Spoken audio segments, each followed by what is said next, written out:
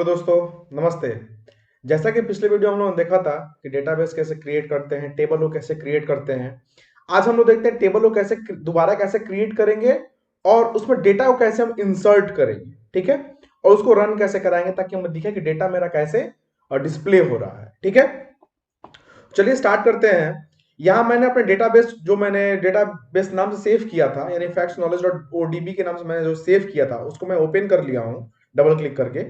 और मैं यहाँ टेबल टैब पे जाऊंगा और यहाँ लिखा हुआ क्रिएट टेबल इन डिजाइन व्यू, मैं क्लिक कर दूंगा, ठीक है। यहाँ आ रहा है तो फर्स्ट मैं दे देता हूँ आईडी, मैं एक नया टेबल क्रिएट करता हूँ, ठीक है। यहाँ आता हूँ नेम या फिर एफ नेम यानी फर्स्ट नेम, ठीक है। दूसरा एल नेम, ठीक है। तीसरा आपका क्लास, चौथा roll number, roll underscore number, ठीक है। पांचवा दे देता हूं आपका सब्जेक्ट या फिर मोबाइल नंबर या फिर डीओबी, डेट ऑफ बर्थ, ठीक है। डीओबी, ठीक है। अब जो ये आईडी है मेरा, ये जो है इंटीजर में जाना चाहिए, यानी इंटीजर वैल्यू को ये एक्सेप्ट करे, ना ही किसी और वैल्यू को एक्सेप्ट करे ये, ठीक है। और साथ में बाकी सब जो भी है वो मेरा टेक्स्ट वैल्यू ही ले, कोई दिक्कत नहीं है। बट यहाँ मुझे यहाँ काम करना पड़ेगा। उससे पहले मैं इसको एक बार सेव करके देखता हूँ क्या हो रहा है। मैं सेव किया और यहाँ टेबल नेम पूछ रहा है, टेबल नेम क्या होना चाहिए, तो मैं डालता हूँ student data, STUDENT student underscore DATA student data. Okay कर दिया। ये मेरा फाइल देखिए यहाँ पूछ रहा है ये प्राइमरी की, नो प्राइमरी की। A unique index or primary key is required for data record identification in this data.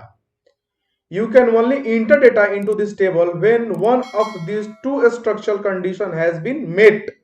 यहां एक पॉइंट दे रहा है, यहां एक एरर दिखा रहा है हमें। एरर क्या दिखा रहा है कि अगर आप कोई भी या तो यूनिक इंडेक्स या फिर प्राइमरी की अगर नहीं लेते हैं तो आप डेटा को इंसर्ट नहीं कर पाएंगे। इसको भी हम एक बार रन करा देखते हैं कैसे हम लोग इंसर्ट नहीं कर पा रहे हैं। मैं यहाँ पे नो करके सेव कर दिया, ठीक है। या फिर से मैं दोबारा क्या करता हूँ, स्टूडेंट नाम से मेरा डेटा जो है सेव हो गया, आई थिंक सो। इसको मैं कट करता हूँ, यहाँ मेरा टेबल आ गया, स्टूडेंट टेबल नाम से आ गया।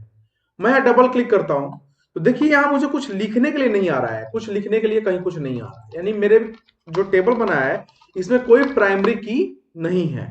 ओपन ऑफिस का सबसे बड़ा डिमेरिट यही है कि आप विदाउट प्राइमरी की आप कोई भी डेटा एंटर नहीं कर सकते हैं। उसके लिए किसी ना किसी एक टेबल को प्राइमरी की बनाना ही पड़ेगा। लेकिन एसक्यूएल में या फिर माई एसक्यूएल जो भी आप आगे पढ़ेंगे उसमें ये फाउंडेशन नहीं है कि आप प्राइमरी की क्रिएट कीजिए चाहे तो ना क्रिएट कीजिए, उसमें डेटा इंसर्ट होगा ही होगा, ठीक है। तो अब इसमें क्या है कि मुझे प्राइमरी की क्रिएट करना पड़ेगा। एक टेबल और मैं क्रिएट करता हूं प्राइमरी की के साथ, और आगे हम लोग देखेंगे प्राइमरी की क्या होता है और की कितने टाइप्स के होते हैं और उनका इस्तेमाल क्या हम लोग अगले वीडियो में देखेंगे। फिलहाल मैं एक यहाँ टेबल और क्रिएट करता हूँ क्रिएट टेबल इन डिजाइन व्यू से। फिर वही मैं यहाँ आईडी लिख देता हूँ, आईडी UID लिख दीजिए या फिर यूनिक आईडी कुछ भी लिख दीजिए। इसको मैं इंटीजर कर देता हूँ, ठीक है। इंटीजर कर देता हूँ मैं, इंटीजर, ठीक है। इंटीजर आ गया, इंटीजर कर देता हूँ मैं। यहाँ देता हूँ एफ नेम, एफ नेम, ठीक है। और यहाँ हो जाएगा आपका एल नेम, एल नेम, ठीक है। यहाँ हो गया DOB, ठीक है, डेट ऑफ बर्थ।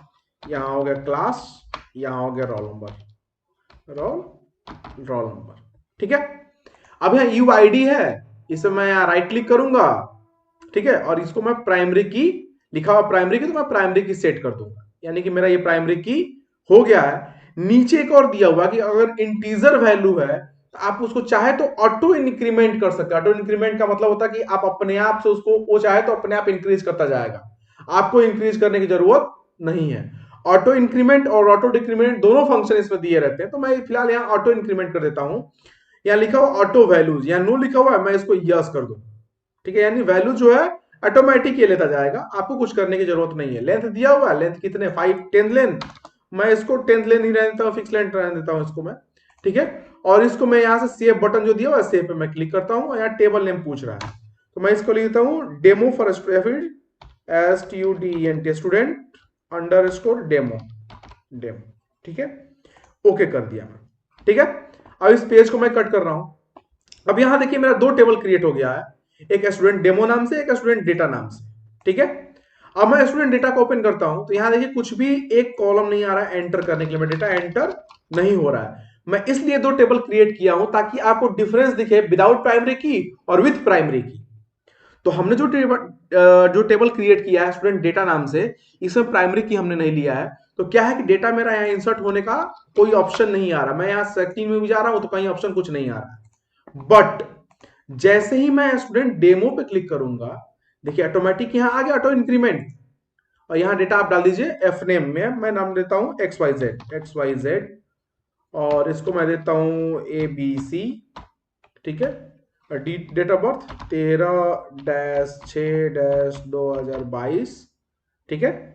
और क्लास में कर देता हूं इसको आई थिंक 12, और रोल नंबर लिखता हूँ 1 2 3 4 5 6, ठीक है। इस थोड़ा सा इसका एक्सटेंशन में बढ़ा देता हूँ ताकि क्लियर दिखे डेटा, जो भी डेटा है वो क्लियर दिखे हमें, एक में कंजस्टेड ना रहे।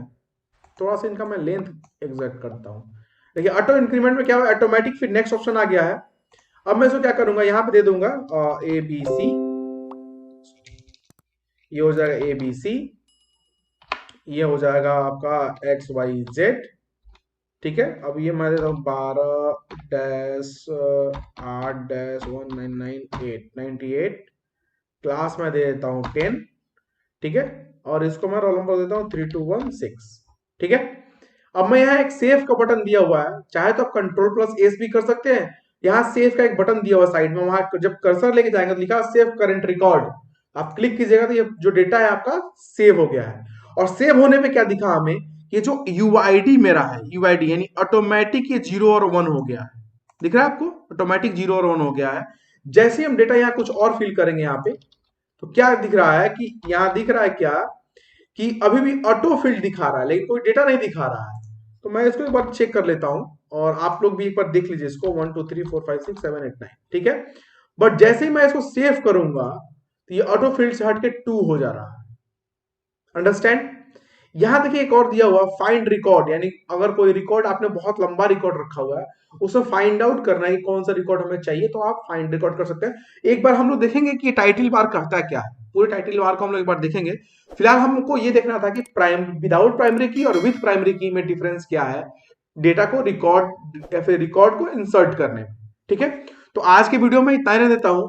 अगले वीडियो में हम लोग थोड़ा सा इस टाइटल बार के बारे में देखेंगे, ये जो टाइटल बार ऊपर दिया हुआ है, और उसके आगे फिर हम लोग देखेंगे इस डेटा को हम लोग कैसे फेच करेंगे और एक टेबल में कैसे ही दिखेगा डेटा, ठीक है। तब तक के लिए थैंक यू।